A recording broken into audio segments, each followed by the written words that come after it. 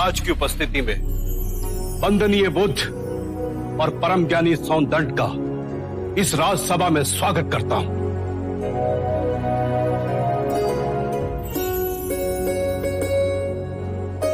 आचार्य सौंदंड की जय! आचार्य सौंदंड की जय! सौंदंड की जय!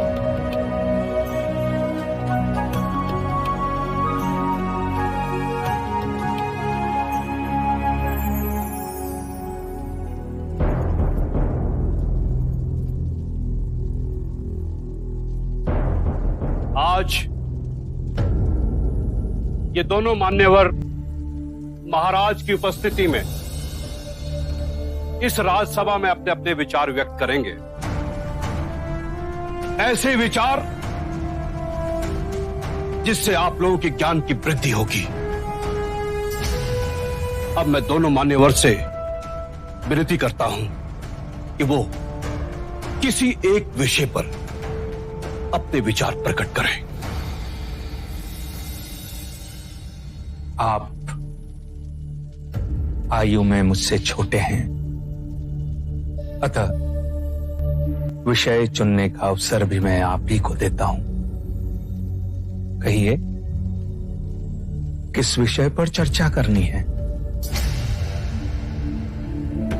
प्रणाम सौंदंड।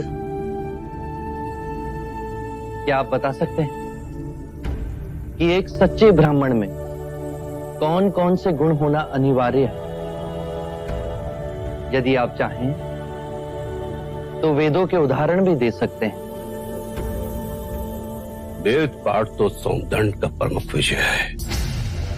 वेद की गहन गुत्थियों को सुलझाने में आप महारथी हैं। भिक्षु गौतम, पूर्ण ब्राह्मण बनने के 5 लक्षण हैं। सुंदर रूप, मंत्रोच्चारण एवं अनुष्ठान करने में प्रवीण, 7 पुष्टों से रक्त की शुद्धता, अच्छा ज्ञान, अच्छा कर्म। इन 5 गुणों में से भी सर्वाधिक महत्वपूर्ण गुण कौन कौन से होने चाहिए? और इनमें से किसी भी गुण के अभाव में क्या वो सच्चा ब्राह्मण हो सकता है? अंत के 2 गुण, अच्छा ज्ञान एवं अच्छा कर्म। सुंदर रूप, मंत्रोच्चारण एवं अनुष्ठान करने की प्रतिभा, 7 पीढ़ियों से रक्त की शुद्धता आवश्यक नहीं। क्षमा कीजिएगा, परंतु सोनदत्त जी उचित उत्तर नहीं दे पाए। बुद्ध के प्रश्नों ने इन्हें उलझा दिया है। ये तो ब्राह्मणों का अपमान है।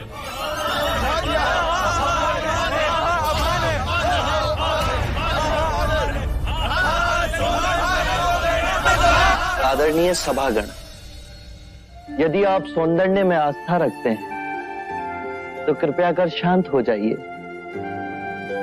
उन्हें अपनी बात कहने दें। यदि आप उनमें आस्था नहीं रखते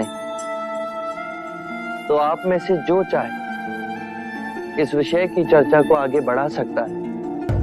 मैं आप सभी के प्रश्नों के उत्तर दूंगा।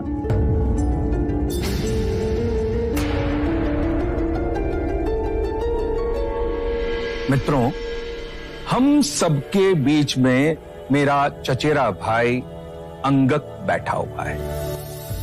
अंगक रूपवान है, उसका आचरण कुलीन और उत्कृष्ट है। उसके बाह्य सौंदर्य की बराबरी केवल भिक्षु गौतम के साथ ही की जा सकती है। 2 परिवारों के रक्त की शुद्धता उसके अंदर बह रही है। वेद पाठ का ज्ञानी है, ये 3 गुण तो उसमें है।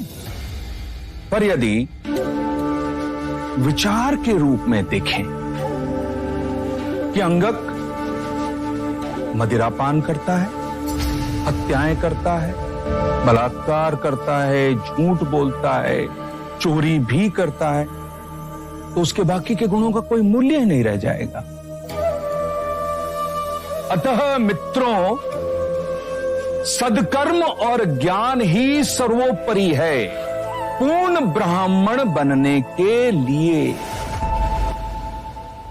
इन दोनों गुणों में से भी सर्वोत्तम गुण आप किसे समझते हैं? सदकर्म और ज्ञान दो नहीं हो सकते। जैसे एक हाथ दूसरे हाथ को और एक पैर दूसरे पैर को साफ करता है, उसी तरह सदकर्म और ज्ञान एक दूसरे के पूरक होते हैं। सदकर्म आपके विवेक को प्रकाशमान बनाता है और विवेक से किया कर्म आपको धार्मिक बनाता है, और यही जीवन का गूढ़ मंत्र है। उत्तम, अति उत्तम सोनदन, आप हमारी आशा पे खरे उतरे।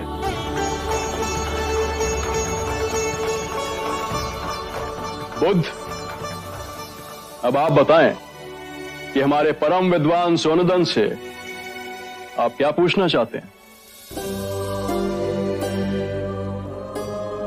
सत्य कहा सोनदंडे आपने। सत्कर्म और ज्ञान जीवन के सबसे मूल्यवान गुण हैं। क्या आप बताएंगे कि सत्कर्म और ज्ञान को उच्चतम कोटि तक कैसे विकसित किया जाए?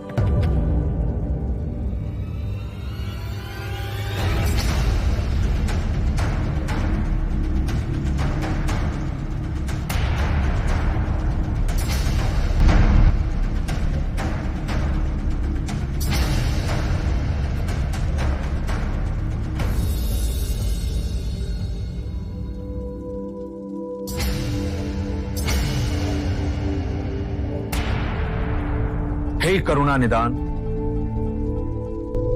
इस विषय में आप ही हमारा मार्ग निर्देश करें।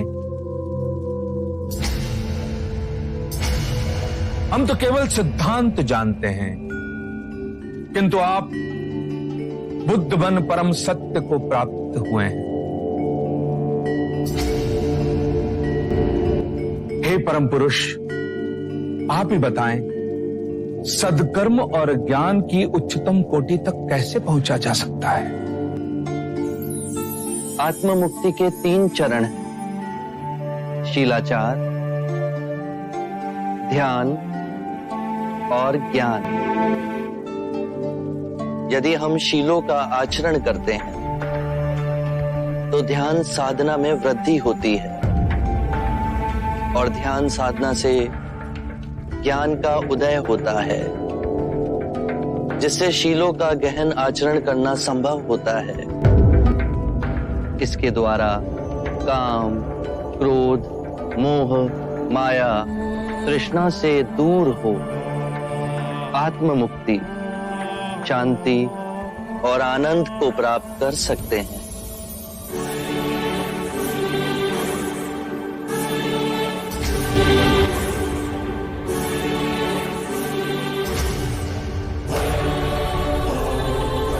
हे करुणा निधि, आपने मेरी आंखें खोल दी, मुझे अंधकार से प्रकाश में ले आए।